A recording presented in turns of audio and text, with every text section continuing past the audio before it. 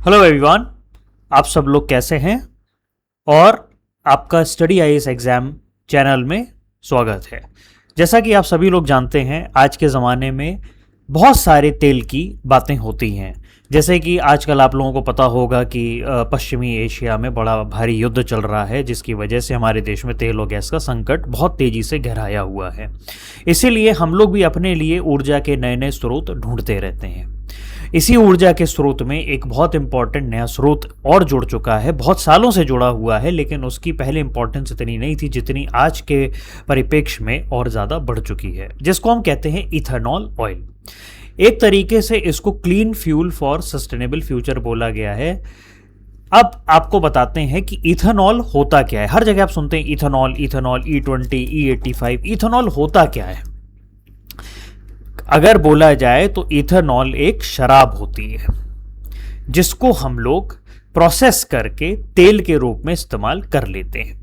अगर आप में से किसी ने भी केमिस्ट्री का अध्ययन किया होगा तो इथेनॉल को हम लोग एक केमिकल फॉर्मूले से डिनोट करते हैं जिसको कहते हैं C2H5OH। अब आप यहां पे देख सकते हैं ऑन द स्क्रीन, C2H5OH एक तरीके का ये क्लियर कलरलेस लिक्विड है और इसकी एक थोड़ी सी महक होती है। ठीक है, ये एक तरीके का अल्कोहल है, ये एक तरह की शराब है जिसको आप तेल की तरह भी इस्तेमाल कर सकते हैं।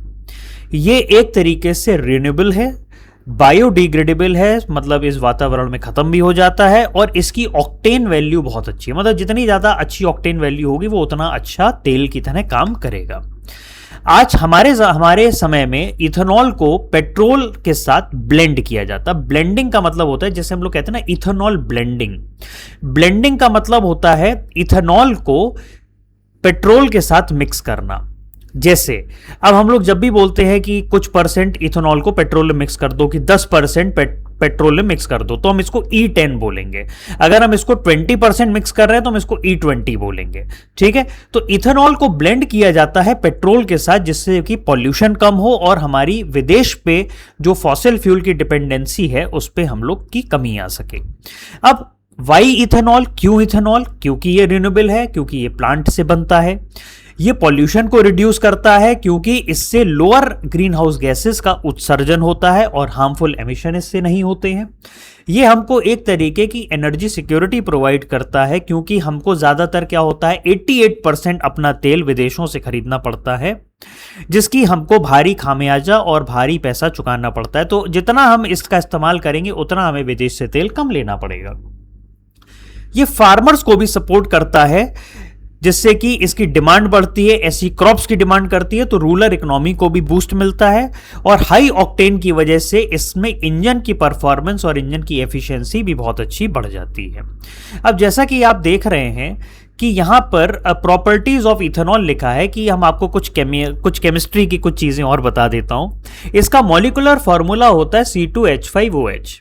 मोलर मास होता है 46.07 ग्राम पर मोल। बॉइलिंग पॉइंट होता है इसका 78.37, मतलब पानी से पहले ही ये बॉईल करके उड़ जाएगा। और इसकी ऑक्टेन वैल्यू होती है 108। ये वाटर के साथ मिसेबल है, मतलब लिक्विड के साथ मिल जाता है। इसकी हाई हीट ऑफ वेपराइजेशन है और ये क्लीन बर्निंग फ्यूल भी होता है। अब मैं आपको बताता हूं कि इथेनॉल बनता कैसे है। सबसे पहले इथेनॉल बनाने के लिए आपको रॉ मटेरियल चाहिए रहता है। अब रॉ मटेरियल, उसको हम लोग क्या कहते हैं, फीड स्टॉक भी हम इसको बोलते हैं। फीड स्टॉक के रूप में हमारे पास शुगर केन हो सकता है, मेज जैसे भुट्टा हो सकता है, कॉर्न हो सकता है, राइस हो सकता है, व्हीट हो सकता है, ब्रोकन राइस हो सकता है। ये सब इथेनॉल बनाने के रॉ मटेरियल्स हैं। उसके बाद इसका प्री ट्रीटमेंट किया जाता है, जहां पे इसको क्लीन, क्रश और मिलिंग किया जाता है, जिससे कि आगे का प्रोसेस बन सके। फिर सैक्रिफिकेशन होता है, अगर आपको जरूरत पड़े तो। इसमें स्टार्च होता है, उसको कन्वर्ट किया जाता है सिंपल शुगर्स में एंजाइम्स के द्वारा। फिर ये प्रोसेस होता है फर्मेंटेशन का। फर्मेंटेशन, इस प्रोसेस में इसमें ईस्ट को ऐड किया जाता है, जो शुगर को कन्वर्ट कर देता है इथेनॉल एयर कार्बन डाइऑक्साइड में। फिर इसका जो होता है डिस्टिलेशन का प्रोसेस होता है। Ethanol is separated from the fermented mixture by heating and cooling. फिर इसका डिहाइड्रेशन किया जाता है, जहां से वाटर यहां से निकाल लिया जाता है और हमको एनहाइड्रस इथेनॉल मिल जाता है, जो कि 99.5% प्योर होता है। फिर इथेनॉल को हम लोग स्टोर कर लेते हैं कुछ स्पेशल टैंक्स में, और बाद में इसको पेट्रोल के साथ ब्लेंड कर दिया जाता है। तो टोटल जो मैंने आपको पूरा प्रोसेस पिक्चोरियली दिखाया है, उसका ये रिएक्शन यहां पे लिखा हुआ है। शुगर को क्या कहते हैं हम केमिस्ट्री में? C6H12O6, इसको शुगर बोलते हैं। इसको जब ईस्ट के साथ आप ट्रीट करेंगे तो ये आपको C2H5OH इथेनॉल बना के देगा, कार्बन डाइऑक्साइड बना के देगा और एनर्जी बना के देगा। ठीक है। अब क्या होता है कि अब हमारी इथेनॉल बनाने में अलग अलग जनरेशन होती है। जैसे पहले हमने लकड़ी का इस्तेमाल किया था, उसके बाद लकड़ी के बाद कोयले का इस्तेमाल किया, कोयले के बाद पेट्रोल का इस्तेमाल, फिर डीजल का इस्तेमाल, फिर फ्यूल सेल का इस्तेमाल, ऐसे किया। ऐसे ही इथेनॉल में भी जनरेशन है कि किस जनरेशन में हम किस तरह के रॉ मटेरियल का इस्तेमाल कर रहे हैं। तो सबसे पहली जो जनरेशन है, जिसको हम कन्वेंशनल जनरेशन बोलते हैं, उसमें हम लोग फूड क्रॉप का इस्तेमाल करते हैं, जैसे मेड फ्रॉम फूड क्रॉप। ठीक है। इसमें जो फीडस्टॉक होता है वो ज्यादातर आपका शुगर केन होता है, कॉर्न होता है, मेज होता है, वीट होता है, राइस होता है। इसका मतलब एडवांटेज ये है कि ये पूरा सिस्टम वेल एस्टेब्लिश्ड है और इसमें इथेनॉल की काफ़ी अच्छी यील्ड भी हमें मिलती है। लेकिन बस लिमिटेशन इसकी इतनी है कि ये फूड से compete करता है। अगर सब लोग इसका इथेनॉल बनाते रहेंगे तो खाने की कमी हो जाएगी। ठीक है। और एक तो ये सब बनाने के लिए हम अपने फर्टाइल लैंड का इस्तेमाल करते हैं, और ये सब उगाने के लिए, शुगर केन भुट्टे को उगाने के लिए हमें बहुत ही वाटर का इस्तेमाल भी करना पड़ता है, इसलिए ये हाईली वाटर इंटेंसिव भी होता है। फिर आता है सेकंड जनरेशन। सेकंड जनरेशन में इसमें हम लोग नॉन फूड क्रॉप का इस्तेमाल करते हैं, लिंगोसेल्यूलोसिक मटेरियल का, जैसे एग्रीकल्चर का कोई रेसिड्यू है, जैसे राइस स्ट्रॉ या व्हीट स्ट्रॉ, बैगेसेस, वूट या ग्रासेस, इन सब का इस्तेमाल करते हैं। तो ये एक तरीके से खाने से कंपीट नहीं करेगा, तो it does not compete with food. ये वेस्ट मटेरियल का इस्तेमाल करता है और ग्रीन हाउस गैस एमिशन भी बहुत कम होता है। लेकिन दिक्कत इसकी ये है कि अभी इसकी पूरी टेक्नोलॉजी जो है काफी कॉम्प्लेक्स है और प्रोडक्शन कॉस्ट इसकी थोड़ी ज्यादा है। फिर आते हैं थर्ड स्टेज, जहां पे हम एल्गल बेस्ड बायो इथेनॉल बनाते हैं। यहां पे हम किसका इस्तेमाल करते हैं? एल्गे का, which contain high oil content. इसका फीड स्टॉक जो होता है, जो इसका रॉ मटेरियल होता है, वो है माइक्रो एल्गे। अब इसका एडवांटेज ये है कि ये वेरी हाई यील्ड पर एकड़ है, मतलब इसकी यील्ड जो है काफी हाई है पर एकड़, और ये नॉन एरेबल लैंड में भी उगाया जा सकता है, मतलब जहां पे खेती ना भी होती हो वहां पे इसको उगाया जा सकता है, और ये कार्बन डाइऑक्साइड को भी एब्जॉर्ब करता है। लेकिन इसकी अगेन कुछ लिमिटेशंस होती हैं। ये टेक्नोलॉजी काफी एक्सपेंसिव है और अभी फुली कमर्शियली यूज में नहीं आई है। और फोर्थ जनरेशन जो है अभी ये फ्यूचर स्कोप की है, जो अभी भी डेवलपमेंट की स्टेज में है, रिसर्च की स्टेज पे है। यहाँ पे हम लोग जेनेटिक इंजीनियरिंग का इस्तेमाल करते हैं, उसके साथ साथ एडवांस बायोटेक्नोलॉजी का इस्तेमाल करते हैं, जिससे कि यील्ड भी इंप्रूव हो और एफिशिएंसी भी इंप्रूव हो। इसमें हम लोग जो फीडस्टॉक इस्तेमाल करते हैं वो है इंजीनियर्ड माइक्रोब्स, जो लैब में बनाए जाते हैं, और सिंथेटिक बायोगैस पाथवेज। इसका एडवांटेज ये रहता है कि हाईली एफिशिएंट है, टेलर मेड फ्यूल है, अपने हिसाब से हम फ्यूल बना सकते हैं और सस्टेनेबिलिटी भी आगे अचीव कर सकते हैं। बस लिमिटेशन इसका ये रहता है कि अभी ये केवल रिसर्च स्टेज में है और यहाँ पे रेगुलेटरी चैलेंजेस बहुत हैं, सरकार हर चीज में इसमें रोक लगाती है। अब आ जाता है इथेनॉल ब्लेंडिंग। ब्लेंडिंग का मतलब है कितना इथेनॉल हम कहां पे कितना मिक्स करते हैं। आपने देखा होगा बहुत सारी बाइक्स में, बहुत सारी कार में या बहुत सारे पेट्रोल पंप पे, जहां पे आप पेट्रोल भराते हैं उसके ऊपर E20 लिखा रहता है। E20 का ये मतलब होता है कि ये जो पेट्रोल आप भरवा रहे हैं इसमें 20% इथेनॉल है और 80% आपका पेट्रोल है। ठीक है। ये अभी की सारी बाइक्स और कार के लिए जो भी इंजन अभी बने हैं, जो भी अभी बाइक्स और कार के इंजन है, उसमें फुली सस्टेनेबल है, आप इसको आसानी से इस्तेमाल कर सकते हैं। फिर आता है E30, जिसमें 30% इथेनॉल है, 70% पेट्रोल है। ये suitable for flexi fuel vehicle है। जो फ्लेक्सी फ्यूल व्हीकल होते हैं ना, जो अपने कोई अचानक से इथेनॉल में कन्वर्ट हो जाता है, कोई पेट्रोल में कन्वर्ट हो जाता है, ये उनके लिए। फिर है E50, जिसमें 50% इथेनॉल 50% पेट्रोल है, जो फ्लेक्सी फ्यूल व्हीकल होते हैं उनके लिए। फिर E70 वाले हैं, जिसमें 70% इथेनॉल है और 30% पेट्रोल है, वो फ्लेक्सी फ्यूल व्हीकल जो हाई परफॉर्मेंस इंजन पे ही काम करते हैं। फिर आता है E85, जिसमें 85% इथेनॉल है और केवल 15% आपका पेट्रोल है। ये भी फ्लेक्सी फ्यूल व्हीकल, और यहां पे नए मटेरियल का आपको इस्तेमाल करना पड़ता है। अब आते हैं फोकस ऑन इंडिया।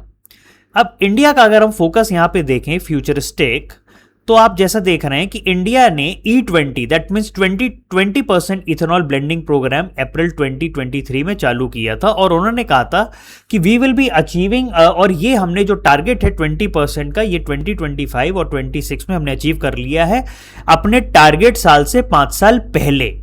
मतलब एक्चुअली में हमें ये अचीव करना था 2030 तक, लेकिन अभी हमने इसको अचीव कर लिया है इन 2025 एंड 26।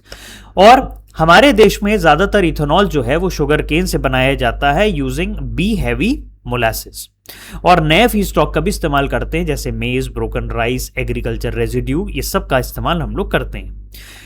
ये चीज सपोर्ट फार्मर्स को करती है, ये जॉब्स भी क्रिएट करती है और हमारे विदेश से जो इंपोर्ट क्रूड ऑयल होता है उसको भी कम करती है। अब ये इथेनॉल ब्लेंडिंग प्रोग्राम है, ये हमारा की स्टेप है जिससे हम आत्मनिर्भर भारत बन सकते हैं और नेट जीरो का गोल हम अचीव कर सकते हैं बाई 2070। अभी इंडिया का जो 2023-2024 का जो स्टेटस है वो इथेनॉल प्रोडक्शन की कैपेसिटी जो है हमारे यहाँ close to 1600 crore litre per year हो चुकी है। हम लोगों ने इथेनॉल ब्लेंडिंग 20% अचीव कर लिया है। Around 220 operational and under construction ethanol के प्लांट्स हैं। शुगर केन, मेज, broken rice, damage food and grains का हम लोग इस्तेमाल करते हैं इथेनॉल बनाने में, और इस समय इथेनॉल के सेक्टर में अराउंड 40,000 करोड़ का इन्वेस्टमेंट है। अब इन्वायरमेंटल इंपैक्ट इसका यह है कि ये ग्रीन हाउस गैस को रिड्यूस करता है, लोअर कार्बन फुटप्रिंट है इसका, हवा को क्लीन करता है, बेटर इन्वायरमेंट क्रिएट करता है और बायोडिग्रेडेबल है। लेकिन इसके कुछ चैलेंजेस भी हैं, जैसे कि ये हाई कॉस्ट ऑफ प्रोडक्शन अभी भी है, इसकी रॉ मटेरियल की अवेलेबिलिटी अप्स एंड डाउन्स होती रहती है, स्टोरेज और ट्रांसपोर्टेशन का इंफ्रास्ट्रक्चर अभी पूरा बना नहीं है, फ्लेक्सी फ्यूल की व्हीकल की डिमांड्स बढ़ रही है, पॉलिसी सपोर्ट और अवेयरनेस की अभी बहुत ज्यादा कमी है। फ्यूचर में जो कि 20% ब्लेंडिंग प्रोग्राम था जो हमने अचीव कर लिया, अब हम लोग E30 और हाई ब्लेंडिंग पेट्रोल की तरफ जाना चालू कर दिए हैं और हमारे देश में फ्लेक्सी फ्यूल का भी ब्लेंडिंग कार्स बनना चालू हो गई हैं। अभी हम लोग को 2G ethanol and other advance technology का इस्तेमाल करना चालू करना चाहिए, इससे हमारी रिसर्च और इंफ्रास्ट्रक्चर सप्लाई चेन में भी बढ़ावा होगा। अब और जो आपको बताना चाहूँ कि और भी जो एप्लीकेशन है इथेनॉल के, सबसे पहले तो जो बताया वो ऑटोमोटिव फ्यूल है जिसमें हम पेट्रोल ब्लेंडिंग करते हैं। एक आपको इसको कुकिंग फ्यूल की तरह इस्तेमाल कर सकते हैं जैसे बायो इथेनॉल में, फिर आप इसका इंडस्ट्रियल सॉल्वेंट के रूप में इस्तेमाल कर सकते हैं फार्मास्यूटिकल कंपनीज में, कॉस्मेटिक फ्रेग्रेंस बनाने में, हैंड सैनिटाइजर में इस्तेमाल कर सकते हैं, केमिकल मैन्युफैक्चरिंग में इस्तेमाल कर सकते हैं, इन सब में आप इस्तेमाल कर सकते हैं। और अगर आपको बताऊं तो सबसे ज्यादा इथेनॉल ब्लेंडिंग प्रोग्राम ब्राजील करता है। ब्राजील ने अपने देश में 40 साल से इथेनॉल ब्लेंडिंग का कार्यक्रम चालू रखा हुआ है। इथेनॉल से 35% लेस कार्बन डाइऑक्साइड का एमिशन होता है। इंडिया में E20 प्रोग्राम से 1 crore metric ton of carbon dioxide emission हर साल कम हो सकता है। तो ये है हमने जो आपको इथेनॉल के बारे में पूरी जानकारी दी। अगर इथेनॉल आप अपनाएंगे, आगे की ग्रीन एनर्जी टुमारो आपको मिलेगी। Cleaner fuel, stronger India, sustainable planet. Thank you so much for watching this video. If you have liked it, please share it with your people. Please like it, subscribe, and do share with everybody who is in love with the knowledge. Thank you.